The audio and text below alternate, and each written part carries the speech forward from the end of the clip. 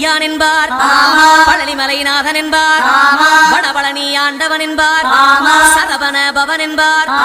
நிமலன் சுவாமி என்பார், தண்டாயுதபாணி என்பார்,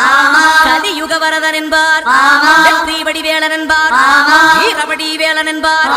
மரகத வண்ணன் என்பார், ஞானப்பலம் கேட்டவனா, நம்பினோரை நாடுபவனா, காவடி பிரியனாம், ராஜ அலங்காரம் கொண்டவனா, ஆண்டியாய் நின்றானா, ஆனால் செல்வத்தை எல்லாம் கொடுப்பானா, அப்படிப்பட்ட முருகனவன் ரொம்ப ரொம்ப சின்னவனா சுவாமி. சின்ன சின்ன முருகைய